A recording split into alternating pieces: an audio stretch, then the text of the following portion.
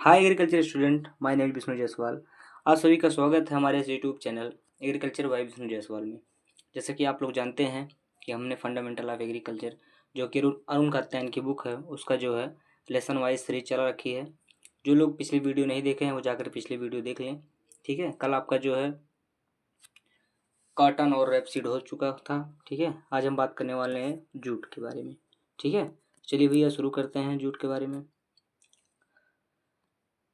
कह रहा है कि भारत में मुख्य रूप से दो प्रकार के जूट की खेती व्यावसायिक स्तर पर की जाती है। भारत में दो प्रकार की जूट की खेती कॉमर्शियल स्टेज स्तर पर की जाती है। ठीक है, यानी कि व्यावसायिक स्तर पर की जाती है। इसमें से कह रहा है आपका पहला है Corchorus Corchorus capsularis. Corchorus capsularis. ठीक है, विशेषताएं में दिया कह रहा है इसका पौधा अत्यधिक कठोर होता है, यानी कि यह हार्ड होता है इसका पौधा। इसमें जल जमाव यानी कि वाटर लॉगिंग को बर्दाश्त करने की अद्भुत क्षमता होती है, यानी कि ये जो है वाटर लॉगिंग में भी अपने आप को जो है सहन कर लेता है। ठीक है, यानी कि पानी भी भरा रहेगा तो भी जो है ये अपना जो है वृद्धि विकास कर लेगा। ठीक भैया, कह रहा है कि क्षेत्रफल में भारत के कुल जूट क्षेत्रफल के लगभग 70% भाग पर ही इसकी खेती की जाती है। यानी कि भारत में कुल 70% भाग पर कॉर्कोरस कैप्सुलैरिस की खेती की जाती है, जिससे यह देश का सबसे प्रचलित जूट है। जिससे यह जो है देश का सबसे प्रचलित जूट है। कह रहा है कि इसका रेशा क्या होता है, अधिक उजला और सफ़ेद होता है, यानी कि चमकदार भी होता है और क्या होता है, सफ़ेद होता है, जिसके कारण इसे व्यापारिक रूप से व्हाइट जूट कहा जाता है। कॉर्कोरस कैप्सुलरिस क्या कहा जाता है, तो यह व्हाइट जूट कहा जाता है, व्हाइट जूट कहा जाता है। ठीक है, अब इसके बारे में बताते क्या होता है। ये वाटर लॉगिंग को सहन कर लेता है, अत्यंत कठोर होता है। 70% भाग पर भारत में इसकी खेती होती है और इसे जो है इसका जो है रेशा सफ़ेद होता है और चमकीला होता है, जिसे इसे व्हाइट जूट कहा जाता है। ठीक भैया, आगे बढ़ते हैं। आगे कह रहा है स्वाद एवं स्थानीय नाम। पत्तियों में कारकोरिन कारकोरिन नामक तत्व की उपस्थिति के कारण इसका स्वाद तीता यानी कि कड़वा होता है। अतः स्थानीय भाषा में इसे तीता पात भी कहा जाता है, यानी कि कारकोरस कैप्सुलरिस जो है उसमें कॉर्कोरिन जो है नामक जो है तत्व पाई जाती है, जिसके कारण इसमें तीता होता है, यानी कि कड़वा होता है, इसलिए इसे तीतापात भी कहा जाता है। ठीक भैया, आगे कहते हैं कि बुआई का समय कह रहा है इसकी खेती मुख्य रूप से निचली एवं मध्य भूमि यानी कि लो एंड मिड लैंड्स में की जाती है। इसकी बुआई का उपयुक्त समय फरवरी के उत्तरार्ध से मार्च तक होता है, यानी कि फरवरी से शुरू होता है और जो है मार्च तक होता है। ठीक भैया, अब एक बार फिर से कंफर्म कर लेते हैं। दो प्रकार की जो है जूट उगाई जाती है, कॉर्कोरस कैप्सुलरिस, इसमें जो है 70% भाग पर उगाई जाती है। और कह रहे थे कि इसमें जो है इसका जो रेशा है वो सफ़ेद होता है, इसलिए इसको व्हाइट जूट भी कहा जाता है। इसमें जो है कॉर्कोरिन नामक तत्व पाया जाता है, इसके कारण जो है इसमें तीतपन होता है, यानी कि कड़वापन होता है, इसलिए इसे तीतापात भी कहा जाता है। ठीक है, बुआई का समय इसका जो है फरवरी से मार्च तक होता है। ठीक भैया, ये कौन था आपका कॉर्कोरस कैप्सुलरिस था। आगे बात करने वाले हैं कॉर्कोरस ओलिटोरिस के बारे में। कॉर्कोरस ओलिटोरिस के बारे में कह रहा है कि भूमि की आवश्यकता इसकी खेती केवल उत्तम जल निकासी व ऊंची भूमि यानी कि well drainage high lands only, यानी कि जो है आप कहाँ पर कर सकते हैं इसकी खेती आप हाई लैंड्स ओनली, यानी कि जहाँ पर ऊंची भूमि होती है, जल निकासी की व्यवस्था होती है। ठीक है, वहाँ पर जो है कॉर्कोरस ओलिटोरिस की किसी खेती की जा सकती है। कह रहा है कि रेशे की गुणवत्ता, इसका रेशा महीन, अत्यंत मुलायम, मजबूत तथा अधिक चमकीला भी होता है। रेशे का रंग पीलापन लिए हुए और लाल भी होता है, जिसके कारण इसका नाम टोसा है। ठीक भैया, टोसा जूट उसको क्या कहते हैं, उसको जो है आप जो तीता पात कहते हैं इसको टोसा कहते हैं, इसको भी देखिए अब मीठा पात कहते हैं। ये मीठा पात वो तीता पात था। ठीक भैया, कार्कोरस ओलिटोरिस क्या है, इसकी खेती के लिए जो है बिल्डरनेज या हाईलैंड्स में आवश्यकता होती है। इसका रेशा महीन होता है, अत्यंत मुलायम होता है, मजबूत होता है एवं अधिक चमकीला होता है, पीलापन लिए हो लाल होता है। इसमें इसका जो ट्रेड नेम है उसे टोसा कहा जाता है। ठीक भैया, और उसका जो ट्रेड नेम था उसका था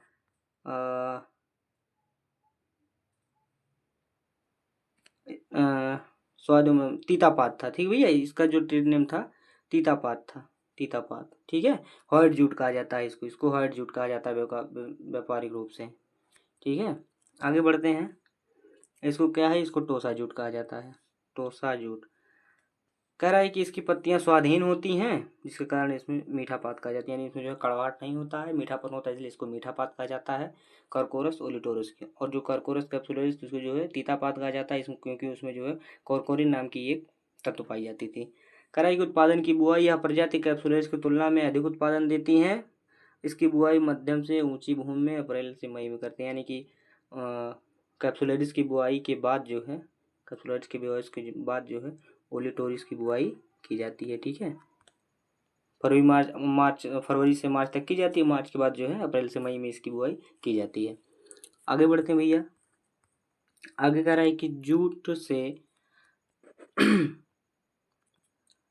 कह रहा है कि जूट से जुड़े कुछ महत्वपूर्ण तथ्य।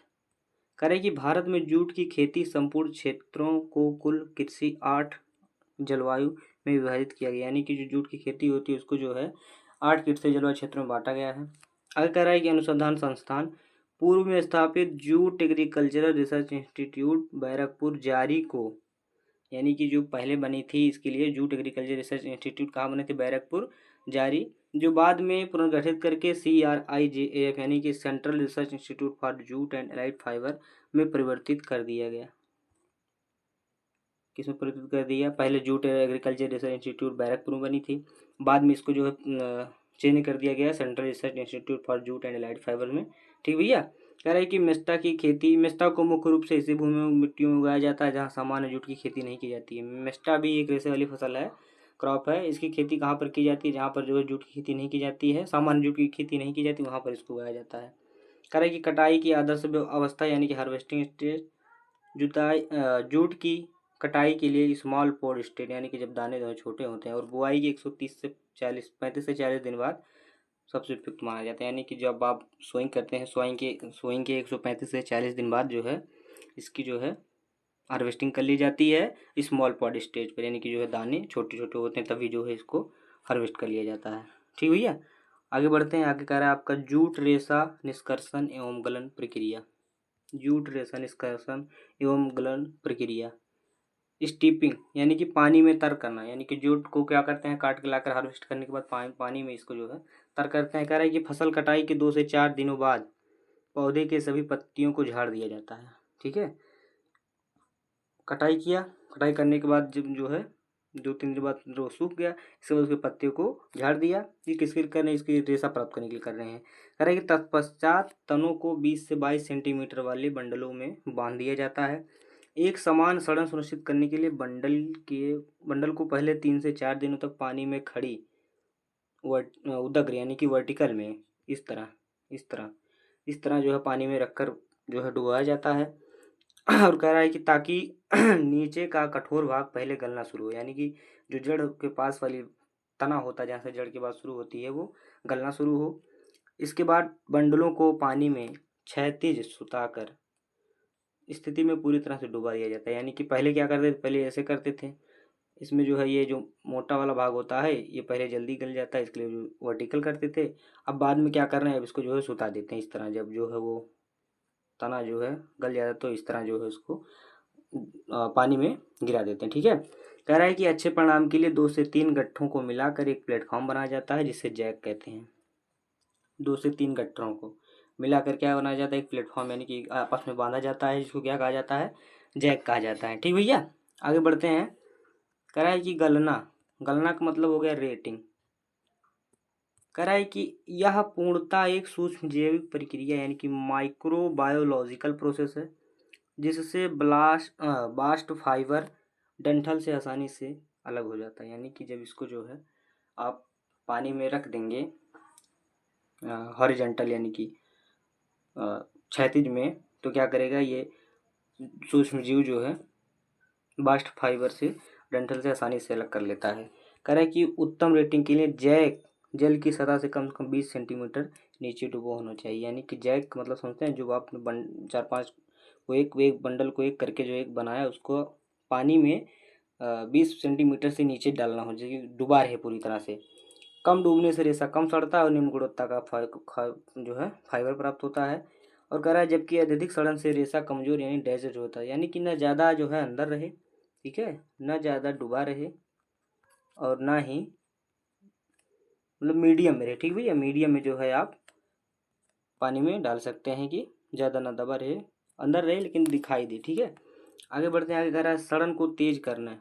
सड़न को तेज करने के लिए क्या करते हैं, कह रहा है कि जूट के बंडलों के साथ ढैंचा या सनही, सनहम यानी कि ढैंचा या सनही के कुछ पौधे बांधने से सड़न की गति तेज हो जाती है। स्थिर जल में NH4 और 2SO4 या बोन मील प्रयोग सहायक होता है, यानी कि जब स्थिर जल होता है, वैसे तो स्थिर नहीं, इसको जो है थोड़ा सा गतिमान जो है जल है उसमें जो है इसको रखा जाता है या डाला जाता है, लेकिन कह रहा है कि स्थिर जल में इसको जो है बोन मील की का प्रयोग सहायक होता है, बोन मील डाला जाता है, तो ये जो है आसानी से गला देता है। इसको इसको प्रोसेस को जल्दी करने के लिए हम जो है ढैंचा या फिर सनई को बांध देते हैं, ठीक है।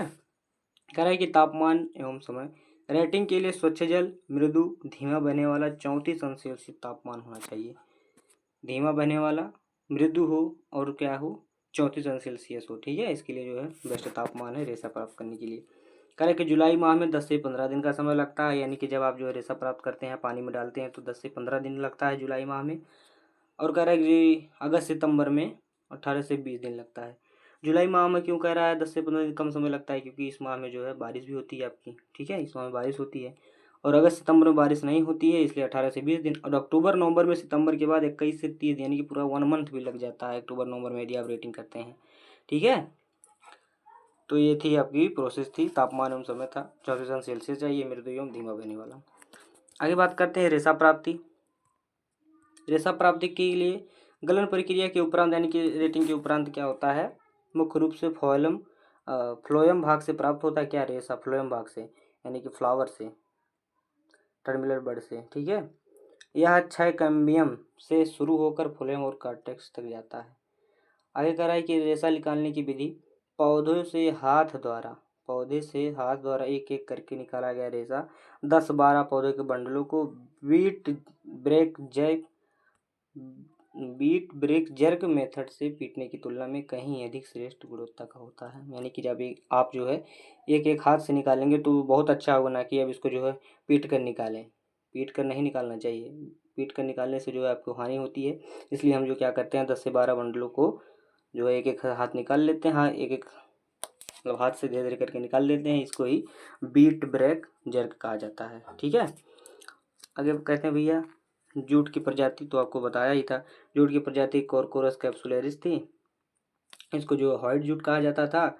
और ये कॉर्कोरस ओलिटोरियस, इसको जो है टोसा जूट कहा जाता था, टोसा जूट। कह रहा है कि ये जो है रेशे की उत्पादन प्रति हेक्टेयर 20 कुंटल जो है देते हैं, और बीज कितना देता है 400 से 500 किलोग्राम प्रति हेक्टेयर बीज देता है, 20 कुंटल जो है आपका रेशा देता है, और 27 कुंटल जो है रेशा देता है, और 200-300 किलोग्राम जो है आपका कार्कोलस यानी कि टोसा जूट जो है रेशा प्राप्त करता है, और 2 से 300 किलोग्राम आपका बीज प्राप्त करता है, ठीक है। कॉर्कोरस कैप्सुलरिस 20 कुंटल, 400 से 500 किलोग्राम सीड। कार्कोलस ओलिटोरस 27 कुंटल प्रति हेक्टेयर, और 200 से 300 किलोग्राम सीड प्राप्त करते हैं, ठीक है भैया। चलिए आपका जूट हो गया ख़त्म। आगे बात करते हैं टोबैको के बारे में। किसके बारे में भैया, टोबैको के बारे में। चलिए शुरू करते हैं टोबैको के बारे में। कह रहा है कि केंद्रीय संस्थान central tobacco research institute CTRI Rajahmundry Andhra Pradesh की स्थापना 1947 में की गई थी, यानी कि central tobacco research institute CTRI की स्थापना कब हुई थी, 1947 में, ठीक है भैया। और आगे बढ़ते हैं, कह रहा है कि कृषि वैज्ञानिक वर्गीकरण यानी कि प्रमुख प्रजातियां। कह रहा है कि भारत में खेती की जाने वाली तंबाकू को मुख्य रूप से 2 स्पीसीज में बांटा गया है। जूट को भी 2 स्पीसीज में बांटा गया है, इसको भी 2 स्पीसीज में बांटा गया है। पहला आपका क्या है, निकोटियाना टोबैकम, निकोटियाना टोबैकम। कह रहा है कि पौधे की ऊंचाई लगभग 150 से 250 सेंटीमीटर होती है, यानी कि जो निकोटियाना टोबैकम है इसकी ऊंचाई कितनी होती है, 150 से 250 सेंटीमीटर होती है, और इसकी पत्तियां आकार में बड़ी होती है और सकरी भी होती हैं, और टेक्सचर जो है महीन होता है, यानी कि जो है पत्तियाँ क्या होती हैं, बड़ी होती है, सकरी भी होती, चौड़ी भी होती हैं, ठीक है। और कह रहा है कि इसमें निकोटीन की मात्रा 0.5 से 5.5% तक पाई जाती है। निकोटीन जो कि इसमें जो है पेय पदार्थ होता है 0.5 से 5.5% तक निकोटीन पाई जाती है, किसमें, निकोटियाना टोबैकम में, ठीक भैया। और 150 से 250 सेंटीमीटर की होती हैं, ठीक है। आगे बढ़ते हैं, आगे कह रहा है कि इसका मुख्य उपयोग धूम्रपान यानी कि स्मोकिंग और चबाने यानी कि चीविंग के उद्देश्य के लिए किया जाता है। इससे हल्की एवं ऊंची भूमि में उगाया जाता है। कहाँ का उपयोग किया जाता है, स्मोकिंग में भी करते हैं और चीविंग में करते हैं, यानी कि आप जो है सुट्टा मारने में भी करते हैं और चबाने में भी करते हैं, यानी सुर्ती बनाने में भी करते हैं। वह इससे हल्के एवं ऊंची भूमि में उगाया जाता है, ठीक भैया। कौन था, निकोटियाना टोबैकम को। आगे बात करते हैं निकोटियाना रस्टिका के बारे में। निकोटियाना रस्टिका करेक्ट भैया, यह एक झाड़ीदार यानी कि बसी पौधा होता है जिसकी ऊंचाई 90 से 120 सेंटीमीटर होती है। उसकी कितनी थी, उसकी 150 से 250 सेंटीमीटर थी, ठीक। इसकी कितनी है, 90 से 120, यानी कि उससे छोटी है, निकोटियाना टोबैकम से छोटी है निकोटियाना रस्टिका, ठीक है।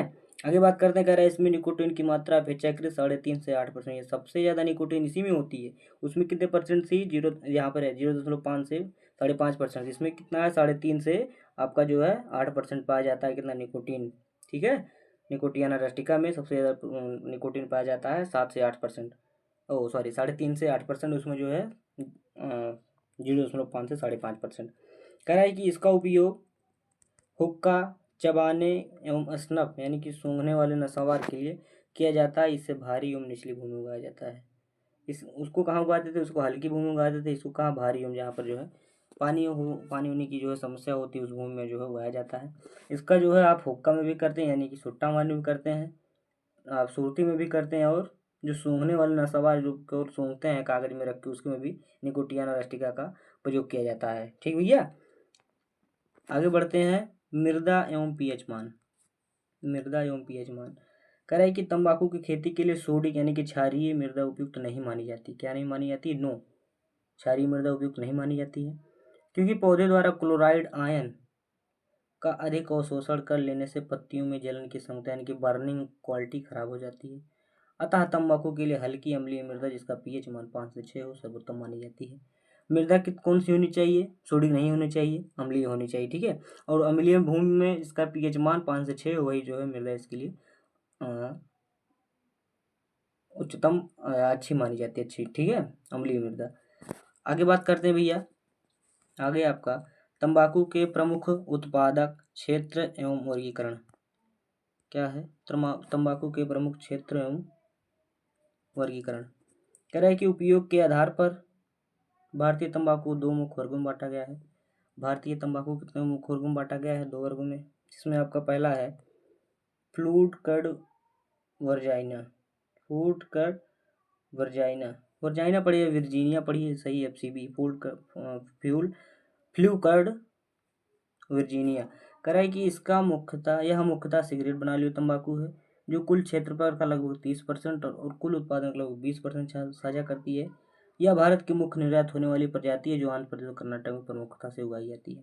एफसीबी क्या है, एफसीबी का उपयोग हम जो है मुख्यतः किस में करते हैं, सिगरेट में करते हैं, ठीक है, सिगरेट पीने के लिए करते हैं। फ्लू क्योर्ड वर्जीनिया, ठीक है।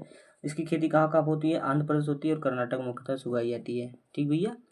आगे बढ़ते हैं, दूसरा दिया है, कह रहा है कि नॉन वर्जीनिया टोबैको, वो कौन था, वो वर्जीनिया टोबैको था, ये कौन सा नॉन वर्जीनिया टोबैको है। कह रहा है कि इसके अंतर्गत कुल तंबाकू क्षेत्रफल का 70% भाग आता है, उसके अंतर्गत 30% भाग आता था। इसमें बीड़ी, नाटू, चबाने वाला, हुक्का, सिगार, चेरुट, स्नफ सब सम्मिलित है, इसमें सब सम्मिलित है। इसके जो है आप पीजिए, ठीक है, चबाइए और हुक्का करिए, ठीक है, इस सब में, सिगार सब में जो है नॉन वर्जीनिया टोबैको का प्रयोग किया जाता है, ठीक भैया। आगे बात करते हैं बीड़ी तंबाकू के बारे में। बीड़ी तंबाकू कह रहा है कि नॉन वर्जीनिया में सबसे प्रमुख है, नॉन वर्जीनिया बीड़ी तंबाकू पाया जाता है। बीड़ी तंबाकू का 70% क्षेत्र और 80% उत्पादक अकेले कौन करता है, गुजरात करता है।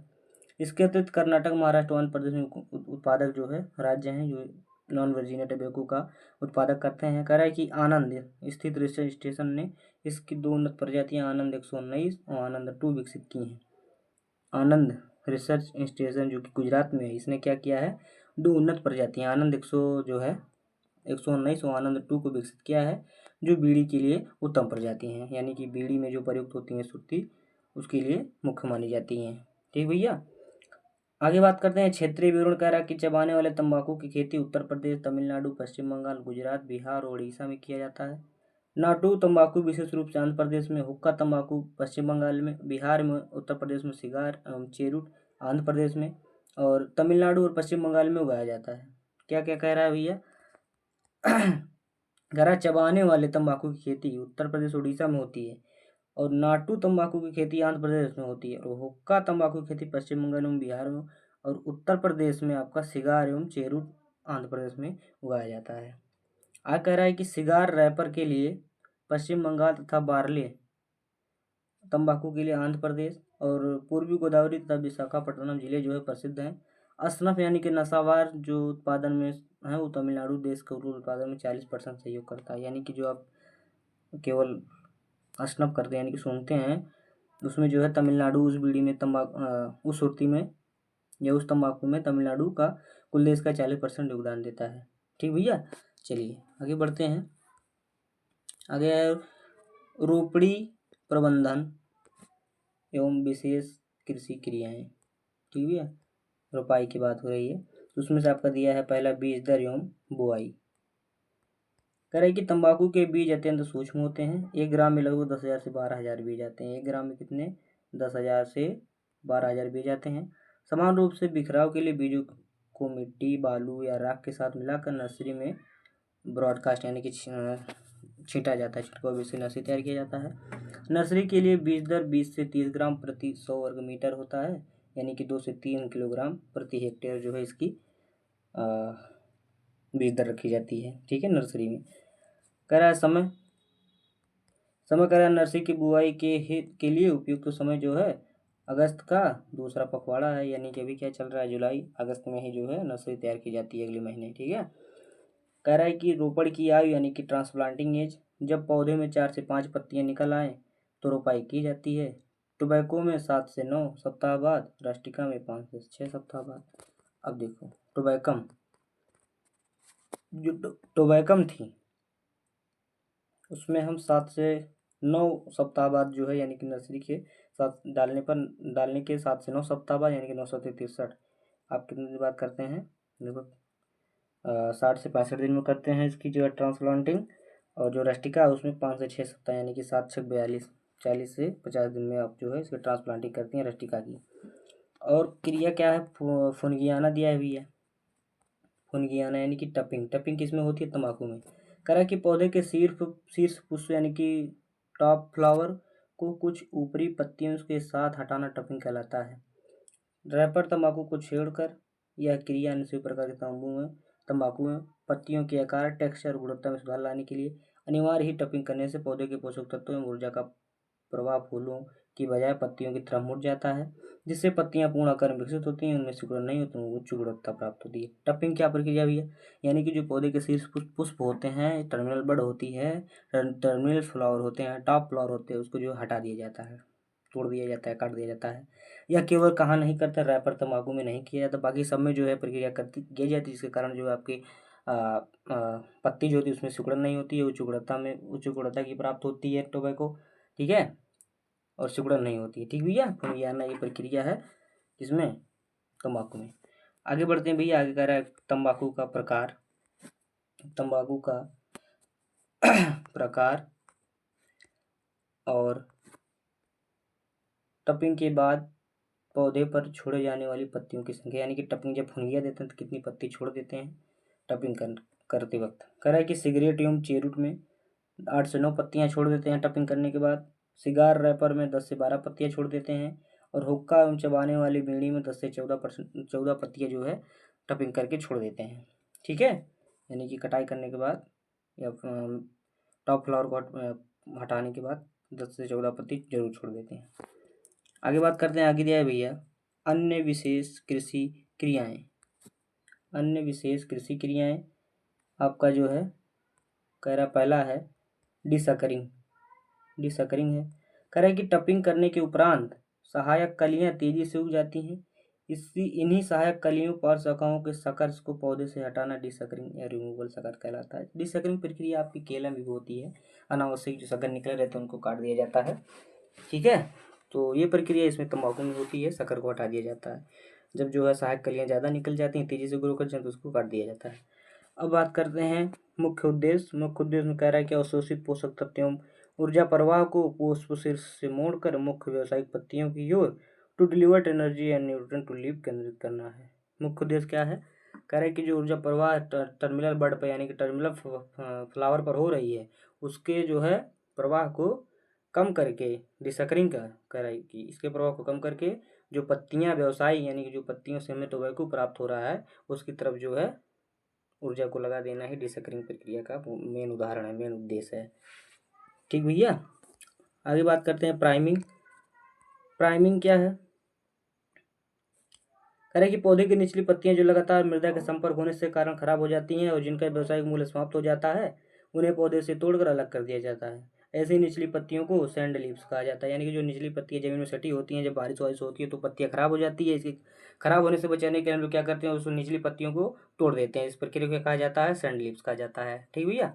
और इन्हें हटाने की प्रक्रिया प्राइमिंग कहलाती है। प्राइमिंग मतलब होता है भूमि से या धरातल से सटे जो है पत्ती होती हैं उनको जो हटा देना या काट कर निकाल देना ही आपका क्या कहलाता है, सैंड कहलाता है। और इसी प्रक्रिया को क्या कहते हैं, हम प्राइमिंग कहते हैं। इसके अतिरिक्त पूर्णतः अपरिपक्व पत्तियां यानी कि मेच्योर्ड लीव को समय समय पर तोड़ने की प्रक्रिया कृषि भाषा में भी प्राइमिंग कहा जाता है। यानी कि जो पेड़ है टोबैको की, वो जो है उसकी पत्तियां, पुरानी पत्तियां मेच्योर हो चुकी हैं तो उसको क्या करते हैं, उसको तोड़ लेते हैं, ठीक है। तो उस प्रक्रिया को भी हम प्राइमिंग कहा जाता है। और जो जमीन में भी सटी होती हैं उसको भी हटा देना ही प्राइमिंग कहलाता है, ठीक भैया। ये बात याद रखना, प्राइमरिंग दो तरह किया जाता है, या तो जमीन में सटी हैं जो खराब हो रही हैं उसको हटा देना, या फिर जो है जो पत्तियां तैयार हो चुकी निचली पत्तियां उसको जो है हटा लेना ही प्राइमिंग कहलाता है। आगे बात करते हैं हार्वेस्टिंग के बारे में। हार्वेस्टिंग कह रहा है कि तंबाकू की कटाई के लिए मुख्य दो विधियां उपयोग में लाई जाती हैं, जिसमें से आपका पहला है पहला है प्राइमिंग या पूर्वपात भंजन या प्राइमिंग मेथड। प्राइमिंग मेथड इसमें पूर्ण रूप से परिपक्व पत्तियों को एक एक करके तोड़ा जाता है। बता नहीं कि जो है जो तैयार हो जाती हैं उसको एक एक करके तोड़ लिया जाता है, प्राइमिंग है। और कह रहा है कि पूरी फसल में हार्वेस्टिंग के लिए 5 से 6 प्राइमिंग चरणों की आवश्यकता होती है। यानी कि अब इसमें क्या होता है, मान लीजिए एक पेड़ है पूरा आपका टोबैको का, पूरा एक पेड़ है, ठीक है। ये पत्ती है, ये सब, ये पत्ती है, ये पत्ती है, ये पत्ती है, ये पत्ती है। तो जो पत्ती प्राइम क्या होता है, प्राइमिंग में जो तैयार होता है उसी को हम काटते हैं। तो मान लीजिए ये तैयार हो गया है, ये तैयार हो गया है, ऐसे ऐसे प्रक्रिया ऐसे धीरे धीरे निकालेंगे ना, तो इस प्रक्रिया जो है 5 से 6 बार करनी पड़ती है। एक बार ये हटाया, एक बार ये हटाया, तो कितना बचा, अभी 3 बचा। फिर एक बार ये हटाया, फिर एक बार ये हटाया, फिर एक बार ये हटाया, तो जिससे से करके पूरा जो है 5 बार प्रक्रिया, 5 से 6 बार प्रक्रिया होती है, ठीक भैया। आगे बात करते हैं। कह रहा है कि यह विधि मुख्य रूप से सिगरेट और रैपर टोबैको में अपनाई जाती है। यानी कि जो सिगरेट टोबैको होती है उसमें की जाती है, 5 से 6 प्रक्रिया में प्राइमिंग की जाती है। आगे बात करते हैं भैया, आगे क्या है, आगे आपका डंठल काट विधि। डंठल काट विधि, स्टॉक कट मेथड। कह रहा है कि इस विधि में पूरे पौधे को डंठल सहित काट लिया जाता है। यानी कि ये जो डंठल निकली रहती है यहीं से जो है, यहीं से आपका काट लिया जाता है। कह रहा है इसका उपयोग मुख्य रूप से हुक्का, बीड़ी, सिगार, चिरूट, चिविंग, टोबैको में भी किया जाता है। डंठल काट छाट विधि में क्या करते हैं, डंठल काट छाट विधि में हम जो है पूरा डंठल ही काट लेते हैं। इसका उपयोग हम लोग बीड़ी, हुक्का, सिगार, चिकूट, चिविंग तब सुरती में भी करते हैं, ठीक भैया। तंबाकू जो खाया जाता है, जो ज़्यादातर लोग खाते हैं, उसमें भी डंठल काट विधि का प्रयोग करके जो है तैयार किया जाता है। आगे कह रहा है कि बीड़ी टोबैको। बीड़ी टोबैको कह रहा है कि इसकी कटाई तब की जाती है जब शीर्ष पत्तियां पर लाल भूरे धब्बे विकसित हो जाएं, जिन्हें तकनीकी रूप से स्पेंजल कहा जाता है, स्पेंगल कहा जाता है। कह रहा है कि बीड़ी तंबाकू की कटाई तब की जाती है, तो क्या होता है, जब लाल भूरे धब्बे विकसित हों, किस पर, पत्ती पर। और तकनीकी रूप से इसे क्या कहा जाता है, स्पेंजल्स कहा जाता है। और बात करते हैं सिगार और चीरूट के बारे में। कह रहे हैं कि जब पत्तियां पीलापन लिए हुए हरी होती हैं, यानी कि पीला भी हो, क्या हो, पीला भी हो, और क्या हो, और हरी भी हो, ठीक है, तब जो है इसकी हार्वेस्टिंग कर दी जाती है। सिगार और चिरकुट के बारे में, चिरकुट नहीं चीरूट है, भुरभुरी और झुर्रीदार हो जाती हैं तब कटाई कर दी जाती है, ठीक भैया। आगे बात करते हैं च्यूइंग टोबैको यानी कि चबाने वाले टोबैको के बारे में। कह रहा है चबाने वाले तम्बाकू में जब पत्तियां मुख्य रूप से झुर्रीदार यानी कि प्रकट दिखाई देने लगती हैं तब कटाई उपयुक्त मानी जाती है। यानी कि जो है जब झुर्रीदार यानी कि उसमें जो है छेद हो जाए, झुर्रीदार हो जाए, ठीक है, तब जो है च्यूइंग टोबैको को काट लिया जाता है। और आगे बात कर रहा है कि हुक्का टोबैको। हुक्का के लिए जो टोबैको होते हैं उसकी पत्तियां पकने के कारण यानी कि पकरिंग का पीला भूरा धब्बा चिन्ह दिखाई देने लगना है तब कटाई हुक्का टोबैको करते हैं। ठीक है, चलिए आगे बढ़ते हैं। क्यूरिंग क्या है? क्यूरिंग कह रहा है कि क्यूरिंग मुख्य रूप से एक सुखाने की प्रक्रिया है। तंबाकू को सुखाने की प्रक्रिया को क्यूरिंग कहा जाता है। इस प्रक्रिया द्वारा कटी हुई पत्तियों के और अधिकांश जल बाहर निकाले यानी कि जो पत्ती में जल होते हैं सुखा दे तो बाहर, जाहिर सी बात धूप में रखने से सूखा जाएगा। और क्या करते हैं, कह रहा है कि जिससे पत्तियों में विशिष्ट सुगंध यानी कि एरोमा, वांछित टेक्सचर और आकर्षक रंग कलर उत्पन्न हो जाते हैं। यानी कि जब सूख जाएगा तो सुगंध भी आने लगेगा, उसमें जो है अलग अलग प्रकार के टेक्सचर हो जाएंगे और जो है आकर्षक रंग भी होगा। ठीक है, सूखने के बाद जब नमी हट जाएगी तो वो इस तरह से दिखाई देगा।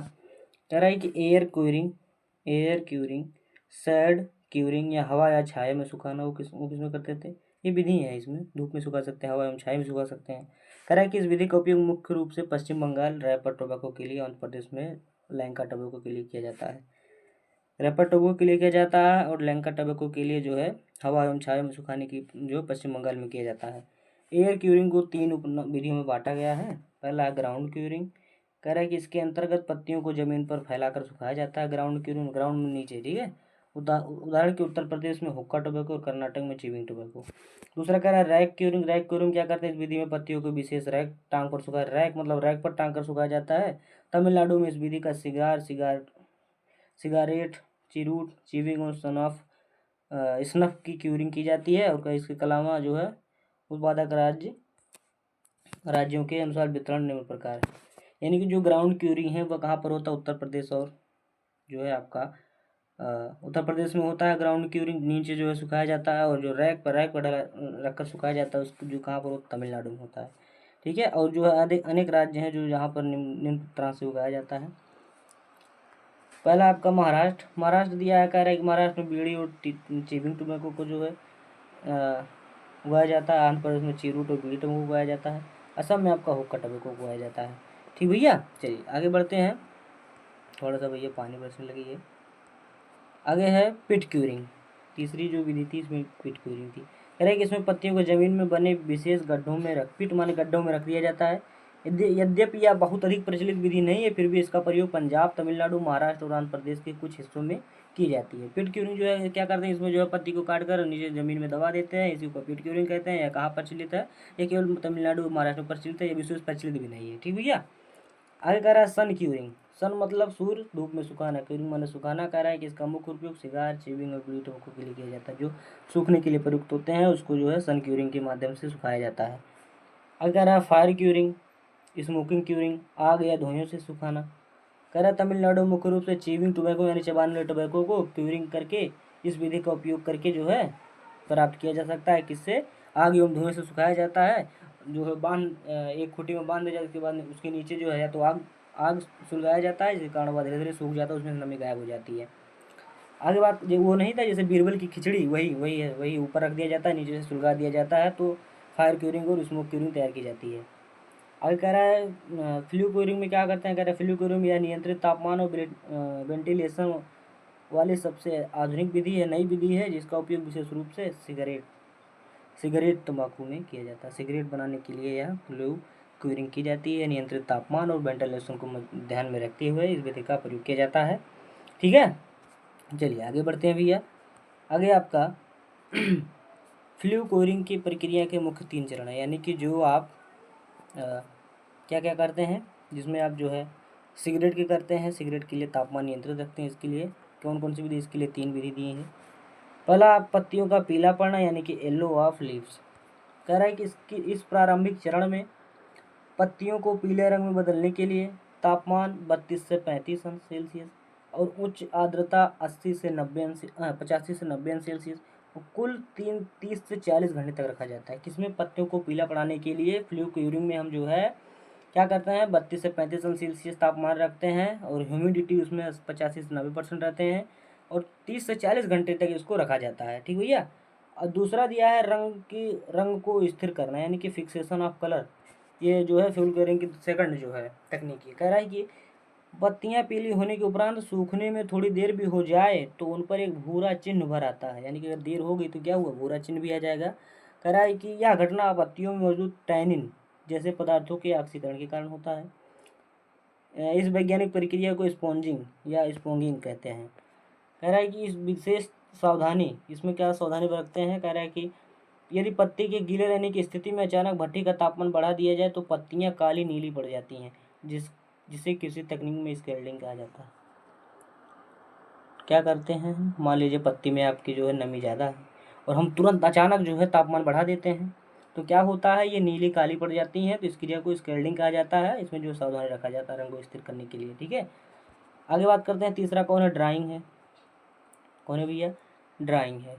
ड्राइंग में कह रहा है कि अंतिम चरण में पत्तियों को मुख्य सिराओं तथा मध्य सिरा यानी कि मिड एवं पत्ती के मुख्य सिराओं व मध्य सिराओं को पूर्णतः सुखाने के लिए भट्टी का तापमान 71 सेल्सियस और जो है 71 सेल्सियस तथा 160 जो है घंटे तक, इसको 160 घंटा नहीं होगा, इसको 160 जो है, हाँ 160 घंटा होगा, 160 घंटे के लिए रखा जाता है सुखाने के लिए।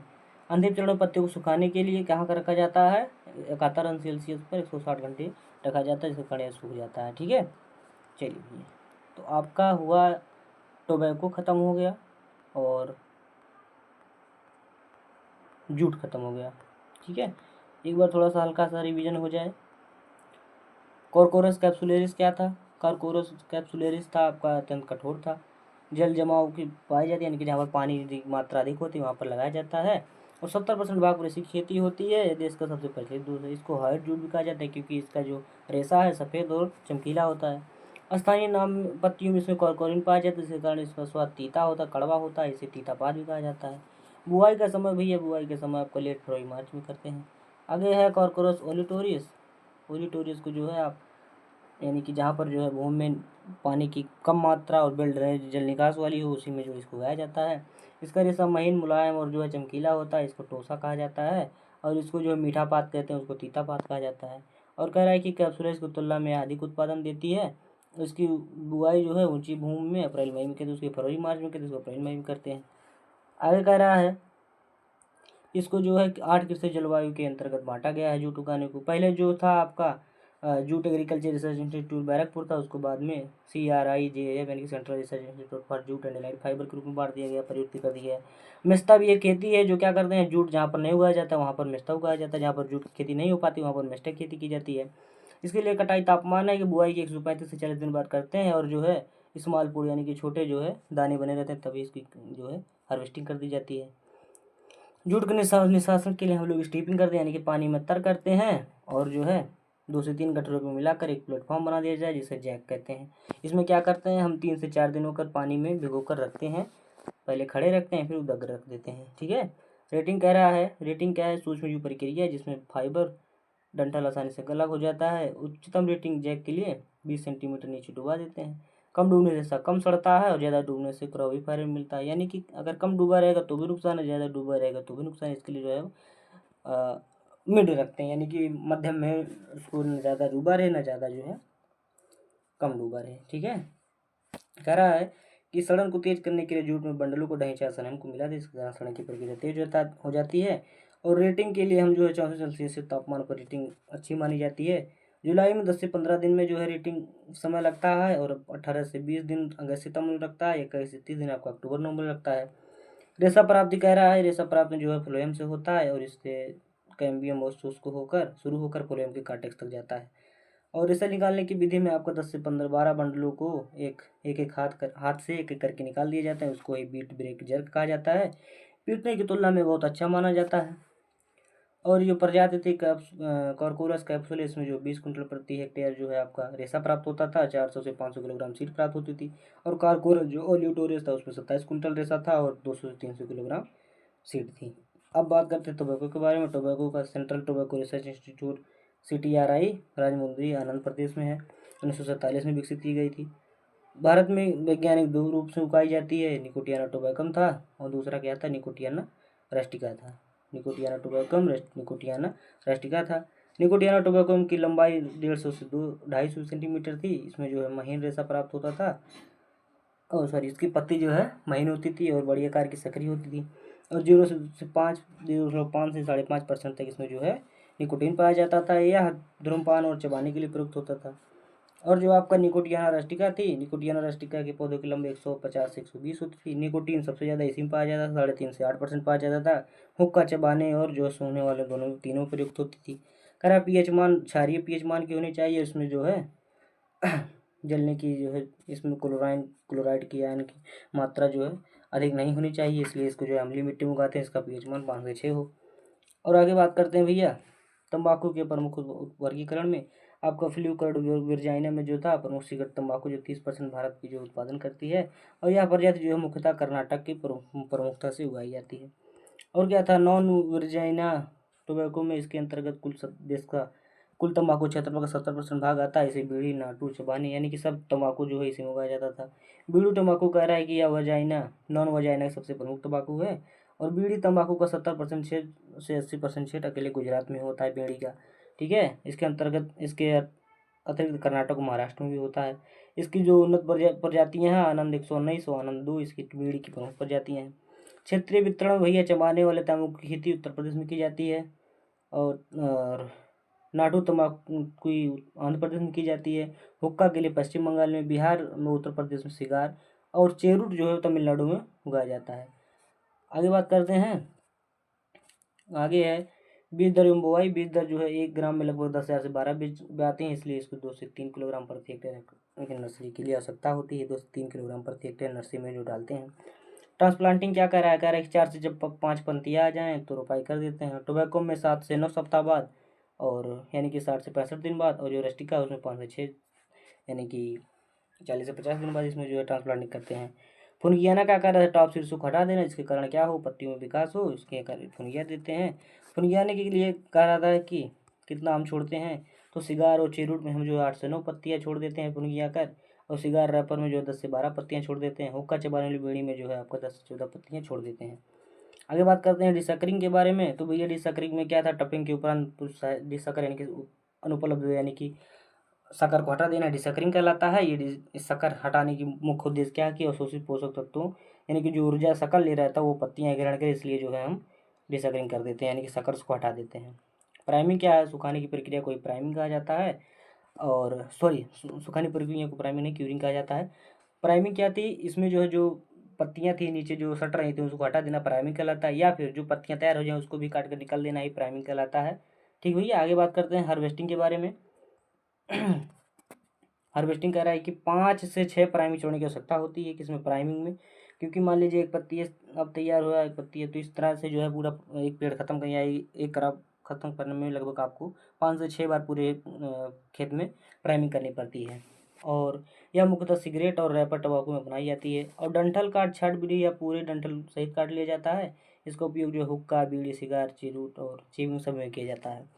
बीड़ी तंबाकू में इसकी कटाई तब की जाती है जब लाल भूरे रंग के धब्बे हो जाएं, जिसे तकनीकी रूप से स्पंजल्स कहा जाता है। सिगार और चित्रकूट के लिए पीलापन लिए हुए हरी होती हैं, तब जो है इसकी कटाई करते हैं।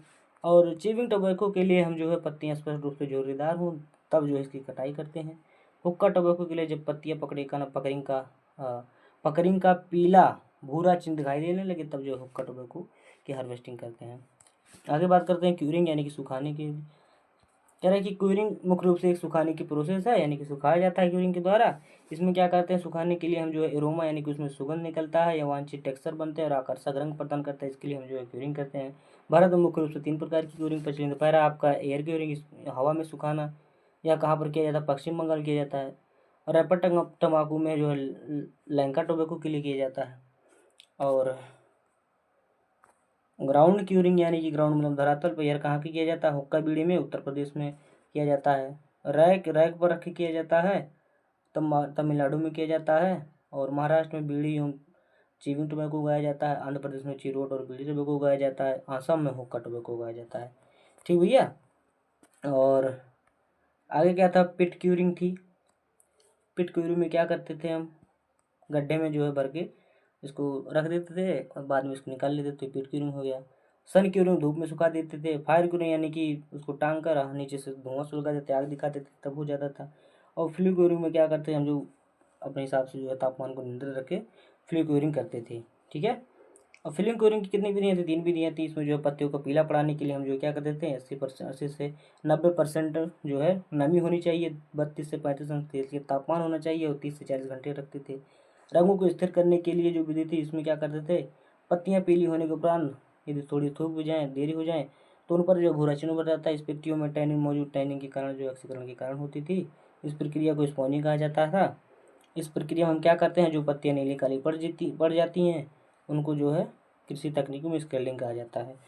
यानी कि अचानक जो है रंग को स्थिर करने के लिए हम भट्टियों का तापमान नहीं बढ़ाते हैं। ठीक है। इसलिए जो है रंग को स्थिर रखता है। धीरे धीरे स्लो मोशन में जो है भट्टियाँ चलाते हैं तो जो है रंग स्थिर रहती हैं।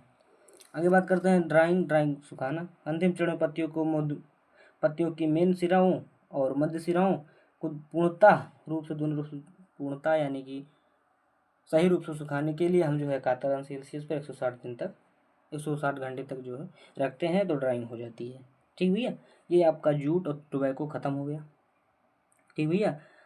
और जो लोग भैया नहीं वीडियो देखे हैं वो जाकर वीडियो को देख लें, और चैनल को जो लोग सब्सक्राइब नहीं किए हैं सब्सक्राइब कर लेंगे। ठीक है। मिलते हैं, तब तक के लिए आप सभी को धन्यवाद।